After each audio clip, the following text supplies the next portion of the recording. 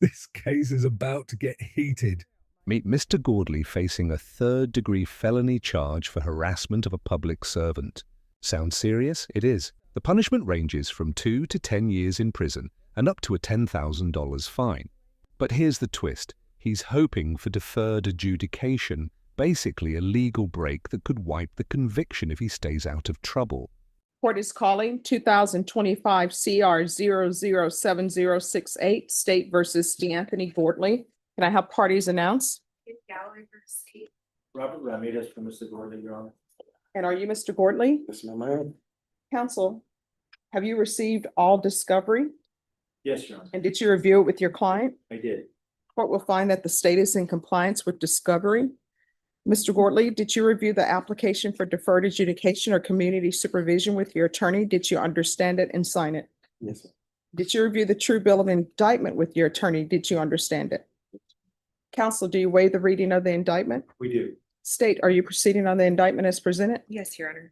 Mr. Gordley, did you review the court admonishments with your attorney? Did you understand it and sign it in all the appropriate places? Yes, sir.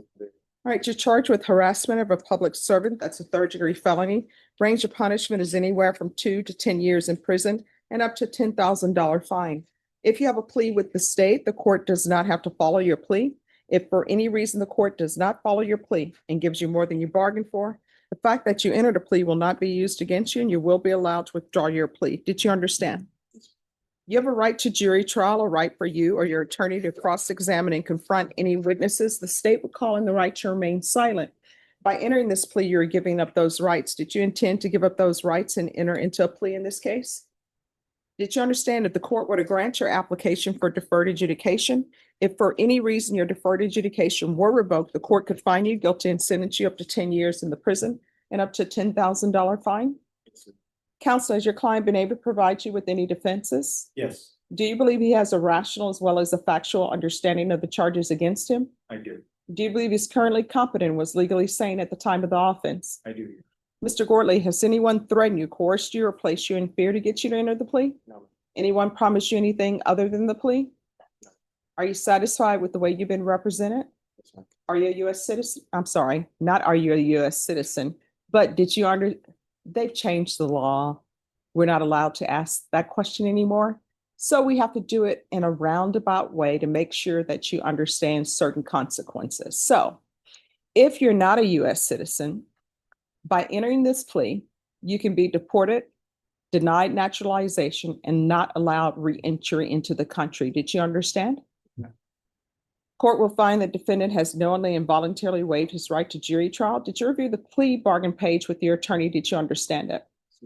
According to the plea, there's a $1,000 fine and the state recommends deferred adjudication. Did you understand that to be your plea? Yes, ma'am. Defense, is that the plea? Yes, Your Honor. State? It is, Your Honor. Did you review the waiver of appeal paragraph with your attorney? Did you understand it and sign it in both places?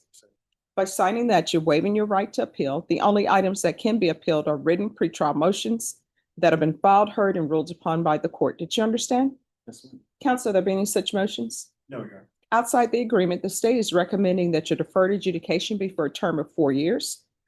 There'll be 200 hours community service restitution, no contact with the complainant, and no contact with 2400 North St. Mary's, the hostility management and alcohol awareness course. Did you understand those are recommendations from the state and the court does not have to follow those recommendations? How do you plead to the offense as charged? State, any evidence? State offer states one in attachments. No objection. All right, state, you may be excused. Did you review the waiver and stipulations with your attorney? Did you understand it and sign it in all the appropriate places? Yes, ma'am. Again, you have a right to jury trial, a right for you or your attorney to cross-examine and confront any witnesses. The state would call in the right to remain silent. By entering into this plea bargain agreement, the state will be presenting evidence in the form of witnesses' statements and police reports. Did you understand? Yes, ma'am. Court will find that defendant has knowingly and voluntarily waived and consented to stipulation of testimony and stipulations. Court will accept into evidence states exhibits 1 and attachments, and the court will review the same.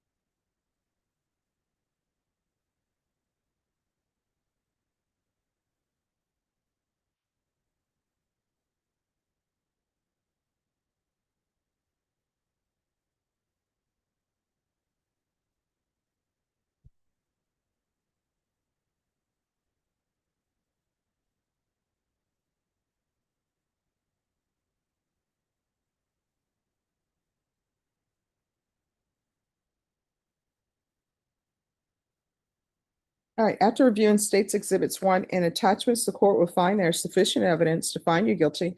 Court will defer finding of guilt as you've applied for deferred adjudication. Are you proceeding with sentencing? We ask so, Your Honor. Anything you wish to say on behalf of your client? We ask that you follow the plea.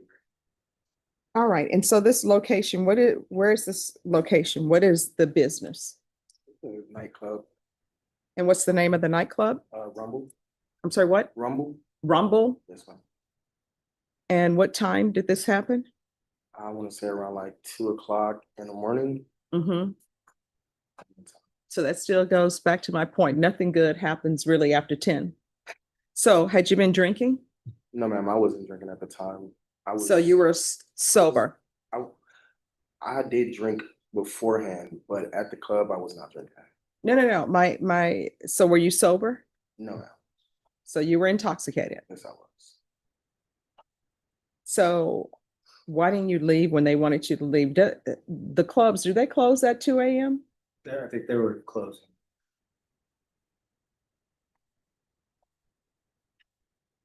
There was a lot going on. All right, what does that mean? A lot going on. Somebody asked you to leave a location and you don't leave. We were actually leaving and it just, it was a fight going on. And Between? a lot of us, there was so many people out there, I can't even remember for real.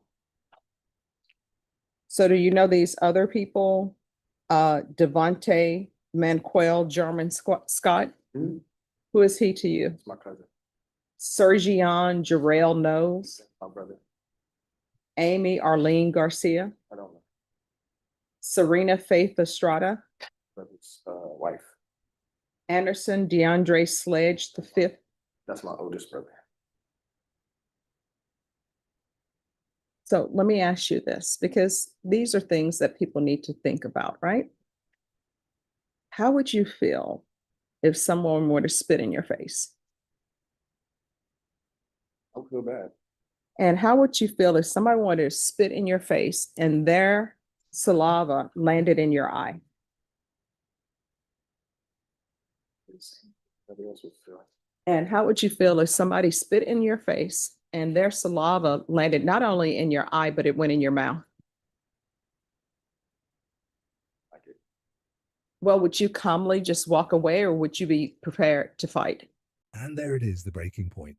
The judge spells it out. Mr. Gordley didn't just refuse to leave a nightclub, he allegedly spit on an officer. Now think about that. In legal terms, spitting isn't just gross, it's considered assault, and when the victim is a public servant, the stakes skyrocket. What's fascinating here is Gordley admits to being intoxicated, but intoxication is never a valid defense in court. That means no matter how drunk he was, the law still holds him fully responsible. Are we prepared to fight? All right, so this officer in this report says you spit on them. Mhm.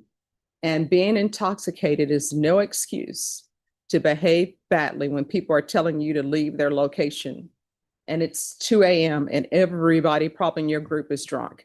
Was there not one sane, sober person in your group to say, let's leave, you all are acting crazy? Your brother's wife didn't say, I'll see you all and I'll let your mom know that you all are about to go to jail because you won't leave? Mhm. And do you have any children? You have a daughter. How old? One. One. So you have a daughter who is one, and who was taking care of your daughter? Her mother. All right, and are you and the mother together? All right. So how do you think this is for your daughter? Her father is out at 1 a.m. I'm sorry, really 2 a.m. at a club. And how old are you? 26. At some point in time, isn't it time to be done with being out at the club at 2 a.m.? And your brother and all these other people, how old are they? Honestly, I don't know. People with their ages. I got 11 brothers and sisters. All right, so you have 11 brothers and sisters. So these brothers that were with you this night, are they older or younger? One of them older. They're my oldest brother, and then the other one is younger than me. He's actually 25. So he's 25. So then the older brother who is older than you, estimate, what is his age? 30, 32, I want to say. And still acting silly. And is your mom She's deceased. and your father? Deceased. So who is telling you all not to do this? Nobody, honestly. All right. So you're at that age, and I'm sorry that your parents have passed, but you're at the age where nobody should have to tell you this.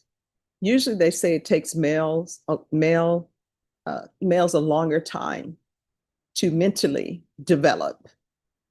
But at the age of 26, you should already be there. And especially since you have a daughter who is dependent on you financially and you're not doing good things. You made a mistake. No, not a mistake. You made choices. I did. You're Yeah. right. Because you all chose to go out. You all chose to drink to intoxication. You all chose not to leave an establishment when it's already after 2 a.m. And you chose to spit on this officer. I can't even imagine how he's feeling. Can you imagine how that officer is feeling and how gross that is to have somebody spit in your eye? And not have any Visine drops, probably want to pour alcohol in your eye, but you can't. And then for it to go in your mouth? A complete stranger who's drunk. Oh, let's recap. Mr. Gordley, just 26 years old, stood before the court facing a third-degree felony for harassment of a public servant. Despite his plea for deferred adjudication, the judge reminded him and all of us that choices have consequences. From staying out past 2 a.m. while intoxicated to ignoring warnings to leave and ultimately spitting on an officer, each decision compounded into a life-changing courtroom moment. This isn't just about punishment. It's about accountability, maturity, and how one reckless night can put family, freedom, and future on the line.